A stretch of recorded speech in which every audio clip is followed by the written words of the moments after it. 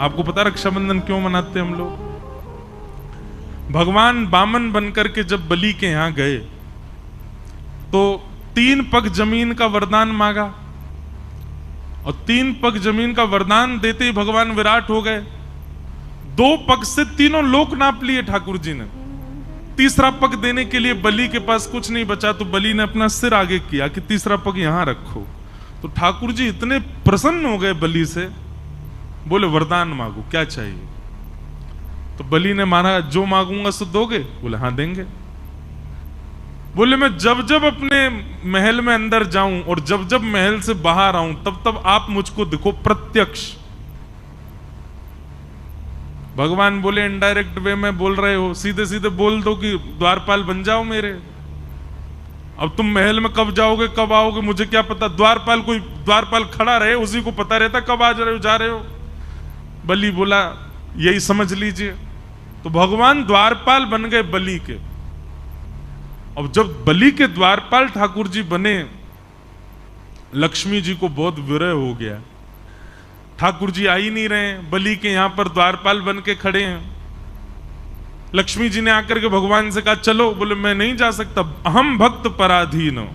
स्पष्ट शब्द है भागवत में, ठाकुर जी कह रहे हैं पूरा विश्व मेरे पर अधीन है, पर मैं अपने भक्त के अधीन हूं, मैं कुछ नहीं कर सकता यदि भक्त को मैंने वचन दे दिया तो।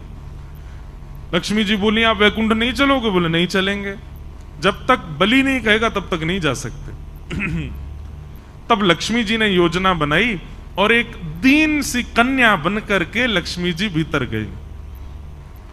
राजा बलि के पास पहुंची तो बलि ने कहा आइए क्या सेवा करूं? तब लक्ष्मी जी बोली कि मेरे कोई भाई नहीं है और मैंने जब से आपको देखा है तब से आपको ही अपना भाई स्वरूप माना है। बलि बड़ा प्रसन्न हुआ, बोले आप भाई मानती हैं तो बहुत अच्छी बात है। लक्ष्मी जी बोली लेकिन ये संबंध हमेशा के लिए हो जाए, इसके लिए कुछ क्रिया होनी चाहिए। तो बोले क्या? बोले मेरी रक्षा की जिम्मेवारी आप लो, आपकी रक्षा की जिम्मेवारी मैं लूं, दोनों बहन भाई की रक्षा की जिम्मेवारी बहन भाई ले में, तब मानेंगे कि संबंध हमारा सुदृढ़ होगा। बलि ने कहा बहुत अच्छी बात है, कैसे करेंगे? बोले तो एक काम करते हैं, हम एक सूत्र आपके हाथ में बांध देते हैं, जैसे आजकल मॉडर्न वे में उसको फ्रेंडशिप बैंड कह देते हैं, या फिर अपने प्रेम का द्योतक हम कुछ ना कुछ भी दे देते हैं। एंगेजमेंट में अंगूठी पहना देते हैं, किसी से प्रेम हो उसको गले में हार पहना देते हैं। ऐसे ही अपने प्रेम के लिए हम कुछ भी अर्पित करते हैं। लक्ष्मी जी ने कहा कि मैं एक सूत्र पहना दूं आपको, ताकि जब जब उस सूत्र को देखो तो मेरी याद आए कि हाँ मेरी बहन है, मुझे उसकी रक्षा करनी है, और उसके बदले आप उपहार मुझको दे देना। उस उपहार को जब मैं देखूंगी तो मुझे भी स्मरण आएगा मेरे भाई हैं, मुझे उनकी रक्षा का भाव रखना है। बलि बोले ये बहुत अच्छी बात है, लाओ सूत्र बांधो। तब लक्ष्मी जी ने उनको सूत्र बांधा, और सूत्र बांध करके दोनों हाथ आगे किया, भैया हमको उपहार दो। बलि ने कहा क्या चाहिए उपहार में? बोले तुम्हारा द्वारपाल जो है इससे हमारा ब्याह करा दो। बलि बोले अरे वो द्वारपाल नहीं है, जगत पिता परमात्मा परब्रह्म नारायण साक्षात परमेश्वर हैं, वो तो मेरी भक्ति से रीछ के द्वार पर खड़े हैं, वो द्वारपाल थोड़े। बाहर से ठाकुर जी झांक के देख रहे हैं अंदर क्या चल रहा है, मुझे आज बरी करके ले जाएगी कि नहीं। बेचारे ठाकुर जी वहीं खड़े हैं बलि के यहां।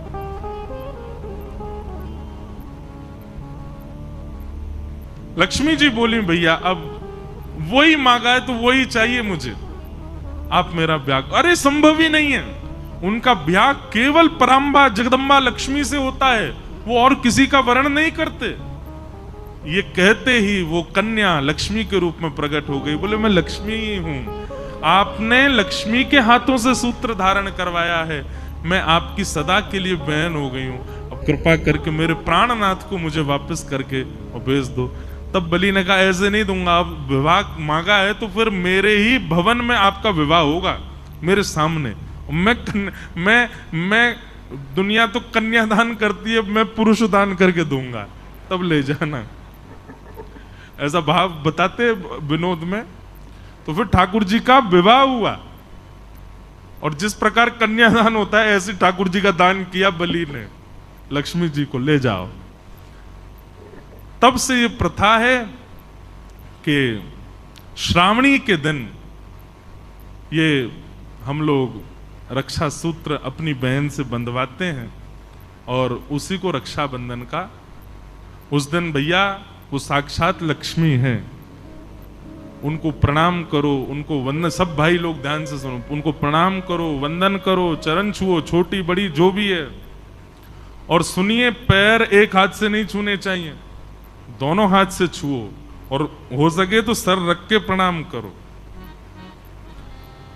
लक्ष्मी स्वरूप मानो।